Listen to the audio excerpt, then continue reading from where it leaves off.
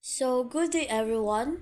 Have you ever wondered what is the art movements under the Baroque and Rococo period? Then if yes, in this report your questions will be answered. So once again, a pleasant day to everyone. I am Janyesa P. Bustamante, the assigned reporter under the art movements Baroque and Rococo period. So without further ado, let's get started. So let's start our discussion by summarizing first the Baroque period or the Rococo art. So when we say the Baroque period, it began in 1600 in Rome and featured ornate architecture used by the Catholic Church to attract the worshippers after the Counter-Reformation. So when we say Counter-Reformation, guys, it is the religious movement or the Catholic Reformation which is being used to get rid of the corruption within the Catholic Church. So, the Baroque art was dramatic, emotional, and aimed to appeal to illiterate audiences. When we say illiterate, these are people who is unable to read. So, when we say Rococo art, it emerged later as more light-hearted and feminine style under Louis the 15. It focuses as asymmetry and nature themes and architecture. So the Baroque period began when the Catholic popes began to finance magnificent cathedrals and works to display their faiths. So these are the examples. So the church, they wanted new worshippers by overwhelming them with the theatrical, massy architecture, which is the illiterate audiences or the illiterate people. So So there is a 30 years of war. It started out as a religious war between the Catholics and Protestants in the Holy Roman Empire, but later on it changed into a political war which is involving the following countries and regions: the Ottoman Empire, Austria, Poland, the Netherlands, Germany, Denmark, France, Spain, and Sweden, which is results into a Treaty of Westphalia and a rise of a nationalism. So let's move to Protestant Reformation, Catholic or Counter-Reformation. So Martin Luther thesis against the Catholic Church. So the main goal of the Baroque art is the influence and the art in this is the Catholic as religious subject matter. It is because the popes they wanted to remake the Rome as the cultural center of the Western world, and the Protestant avoid religious subject in favor of landscape and etc.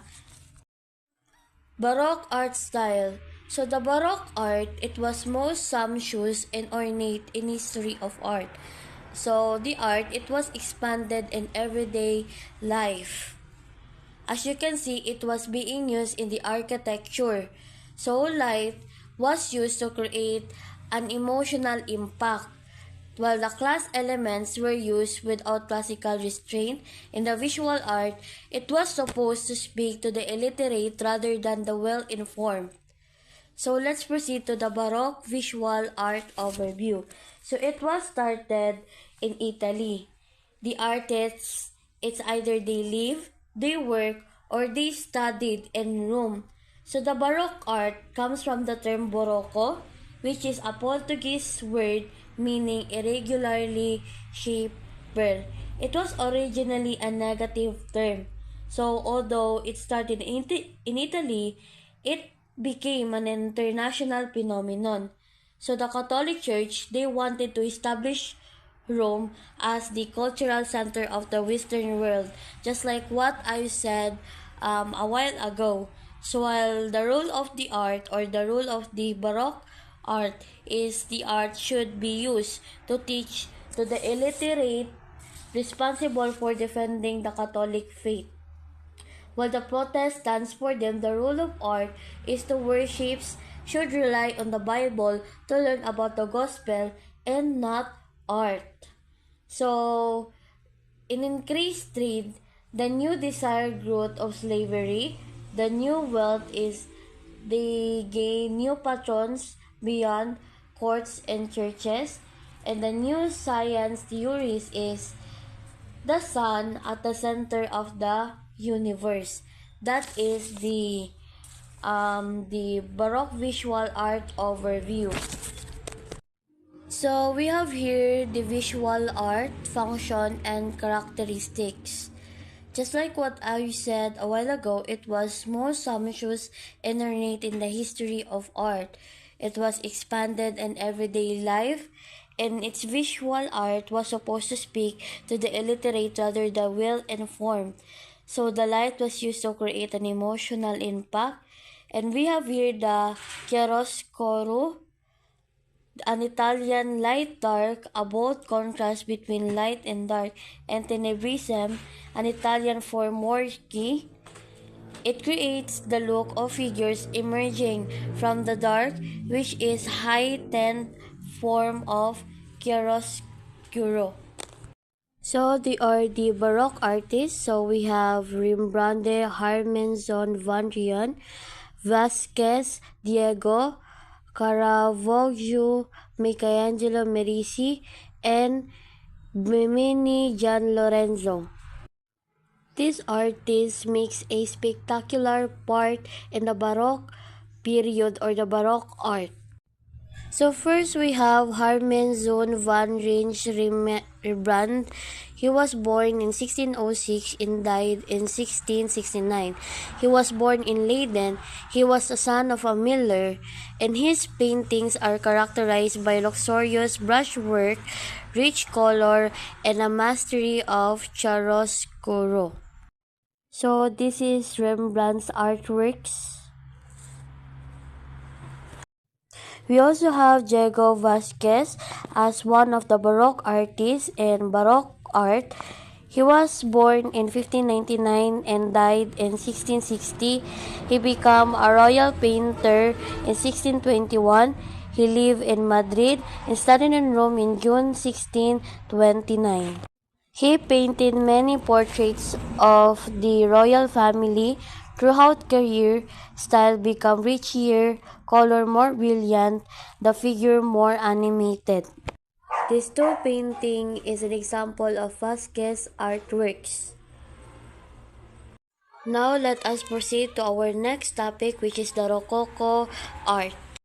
So it is an 18th century artistic movement in style affecting many aspects of the arts, including the painting, the sculpture, architecture, interior design, decoration, literature, music, and theater. And later on, I will show some examples of Rococo art. So first is the architecture. The Rococo architecture mostly focused on the interior of a building such as the ballroom. So the Rococo architecture is actually a later version of the Baroque style. While there are many similarities, but the Baroque and the Rococo style, Rococo buildings tend to be softer and more graceful. So this is one of the example of Rococo architecture. So second is we have furniture and decoration. French Rococo shows its anti-classical nature in several ways. One is a rejection of the use of the classical orders in supports and structural elements. Number two is an embrace of asymmetry, restless, and flickering movement. Third is the use of asymmetrical scrolls, also scallop shells, elongated S and C curve. So one of the example also is these chairs, who was now designed for the human body in contrast to the sculptural approach to furniture in the classical Baroque. Lastly is the Rococo dress. So the dedication, the frontiness, it was reflected in clothing style from the 1720s until the Revolution. French taste dominated Europe. So the Rococo style, it was spread to England, Spain, Central Europe, and even into Russia. So this period of aristocratic negligence and nostalgia drifted to a final conclusion in the bloodshed and turmoil of the French Revolution. So during the revolutionary period from 1787 up to 1795, so the last vestiges of aristocratic dress were swept away, along with the individuals who wore them. So the painting captures the graceful indolence of the lifestyle. So that's all, and I will give the floor to the next reporter. Good morning, sir. In this morning, I'm gonna tackle about my report. So, the title of my report was that Neoclassicism. So, what is Neoclassicism? So, Neoclassicism is an art and cultural movement that emerged in the year 18th century. So, the focus of Neoclassicism was that to revive or to renew um, the uh, the cultural art, the architecture, the culture, the sculpture, and the last one was the mosaic of the ancient art and Rome. So we are here. We have here the eight case features of neoclassicism. So the first one was the classical inspiration. So classical inspiration, artists and uh, architects copied the style from the ancient Greece and Rome. So lots of artists or even architectures or architects from 18th century from now and then copied the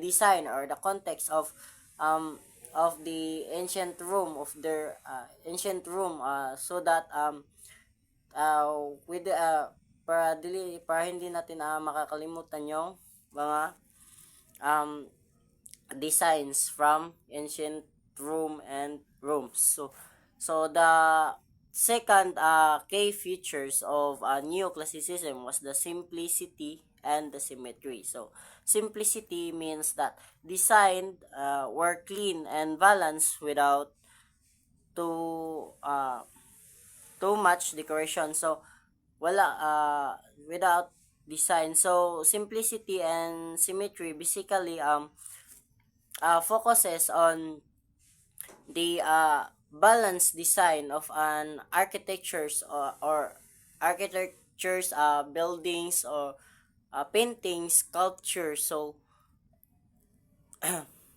kumbaga nag-focus lang sila doon sa balance ng design sa isang paintings or architect. So, the third one was the idealization and the heroism. So, art shown perfect human bodies and heroic stories. So, in this part, in these key features, it focuses only the story, the heroism story of the ancient Rome's in Greece.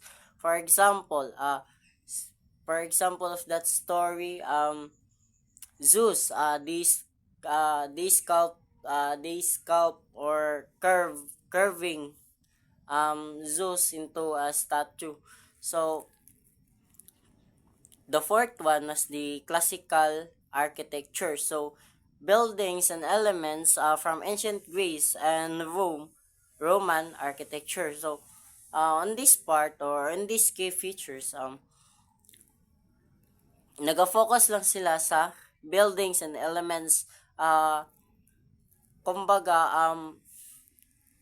they copied their um, the design of the buildings from back then. So the fifth one was rationalism and the clarity. So in this portion are art and writing focus on clear and logical design. So on this, when we say rationalism, it is a beliefs or a theory that pop pop ups on their mind. So therefore hindi lang dapat sila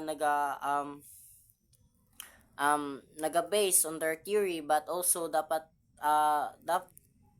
meron ding evidences. So the next one was the moral purpose. So focus on teaching ethics and virtues. So therefore lot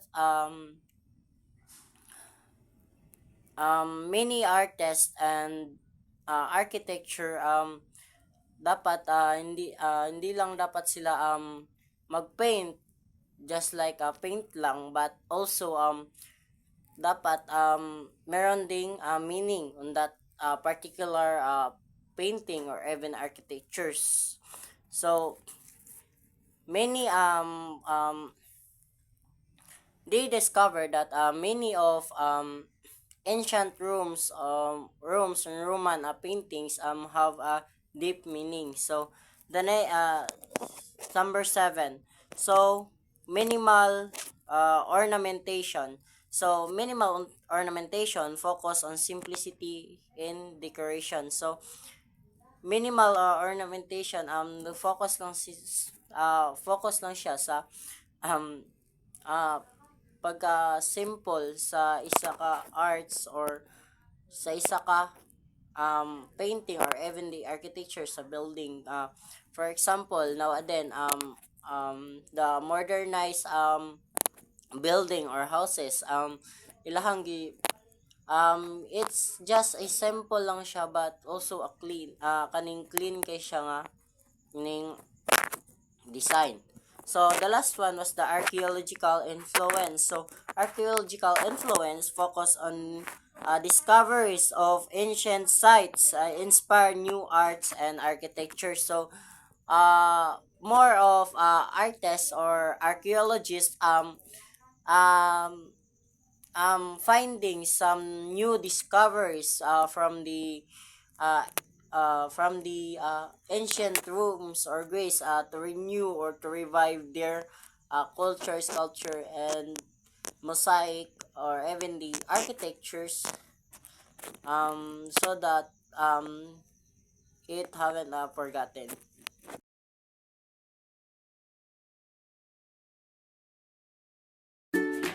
So, good day everyone. So, once again, I am Diana Escalma, and now let us proceed with the continuation of our report about the art movement. So, we have here the realism and impressionism. So, the first one is the realism. Realism in the arts is the attempt to represent subject matter truthfully without artificiality and avoiding artistic conventions, exotic and supernatural elements.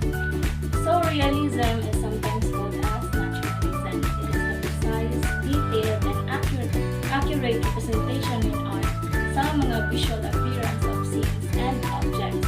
So, in the mid-19th century, artists felt like they should portray political and societal issues realistically and accurately rather than romanticized views or idealized views. So, this includes depicting familiar scenes sa kung saan ang ato ang makita, like parang realistic situations kumbaga. So now I have here the example of realism. So gani ang example sa realism nga art. So kung makita ninyo is naka-base jud siya sa reality kay nakakabot sila og stone. And one siya ang example, isa sa mga example sa realism. Napod ang are. Kare. Naka-base jud siya sa realistic situation para makita din nato before our eyes. I also have the picture of this man named Gustave Courbet. He was a French painter na nag-led sa realism movement, and nag-led siya sa realism movement by depicting life as it was, not ideally. So now let us proceed with the impressionism. So describe the style of painting developed in France during the mid to late 19th century. Characterizations of the style include small, visible brush strokes that offer the bare impression of form, and blended color and an emphasis on the accurate depiction of natural light. So, some of the artists of this impressionism is Claude Monet, Edward Monet, and Edgar Degas. So So the thing is, the Impressionists were not trying to paint a reflection of life, but an impression of what the person, object, or landscape looked like to them. That's why they were called Impressionists. Kaya ginag-try nila na i-capture ang movement and life sa kung sa ilang makita o ginapakita nila sa ato as if it were happening before our eyes. So dito magawa silang studio to create an impression of what they can in a visual universe. Mali siya ang mga example sa impressionism. Like sa kung mapansin niyo is ang mga color and ang brush stroke is very colorful. Pag dili siya karang dili siya based in a reality kay murag ano gud siya idealize siya ba na murag romanticize gud siya nga view good nga scene. So tandaan nato na ang realism is naka-base siya sa reality and ang impressionism is naka-base siya sa mga romanticized na views or idealized na views. So that's all. Thank you. Good day, everyone. Let us now talk about post-impressionism. So what is post-impressionism? Post-impressionism is an art movement that emerged in the late 19th century following impressionism. It is characterized by a departure from the traditional rules of painting, emphasizing the artist's personal, emotional, and psychological response to the subject matter. Meaning, post-impressionism is a movement that emerged after impressionism, and it was more concerned with expressing emotion and experiences through art. On the other hand, post-impressionism is used abstract patterns to give a symbolic and personal meaning to painting. Let us define the characteristic between impressionism and post-impressionism. When we say impressionism, it is scenes of leisure spent in the countryside, landscape are a frequent subject, while post-impressionism, it is symbolic, highly personal meanings, memories, and emotion. It is structure-ordered exploration of geometric simplification. Post-impressionist artists often use vivid colors, broken brushstrokes, and non-naturalistic forms to convey their ideas and feelings. The movement is known for its innovative approaches to color, form, and composition, and its influence can be seen in many modern art movements. So in post-impressionism, the artwork of an artist continued to experiment with color and form but also consider the personal experiences in their art. This often involved distorting forms of using bold, unnatural colors to create a sense of dreamlike or psychological atmosphere. Some of the key figures in this movement include Vincent van Gogh, Paul Gauguin, and Henri de Toulouse-Lautrec. Here are the examples of post-impressionism's artwork. Number 1 is Vincent van Gogh is known for his expressive brushstrokes and use of bold colors in his paintings, often depicting scenes from his daily life or nature. His famous painting Starry Night is a prime example of this style, with its swirling stars and vibrant blues and yellows, creating a dreamlike atmosphere. The next one is Paul Gauguin's artwork often features Tahitian subjects painted in a flat, decorative styles with strong outlines and bright colors. His paintings Where Do We Come From, What Are We, Where Are We Going is a prime example of this style with its primitive figures and bold colors creating a sense of mystery and symbolism. The third one is Henri de Toulouse-Lautrec's artwork is characterized by its depiction of the bohemian lifestyles in Paris, often featuring scenes from the city's nightlife. His painting, titled At the Moulin Rouge, is a prime example of these styles, with its bright colors and exaggerated figures capturing the energy and excitement of the time. Next is George Seurat's artwork is known for its use of pointillism, a technique where small dots of color are applied to the canvas to create a larger image. His painting A Sunday Afternoon on the island of La Grande Jatte is a prime example of this style, with its intricate patterns of color and light creating a sense of depth and movement. And the last one is Paul Cézane's artwork, often features still lifes and landscapes painted in geometric styles with flat, angular forms and bold colors. His painting, titled The Large Brothers, is a prime example of this style with its abstracted figures and simplified forms of creating a sense of tensions and dynamism. Overall, the artwork of post-impressionist artists challenged traditional notions of art and paved the way for many modern art movements. That's all, thank you.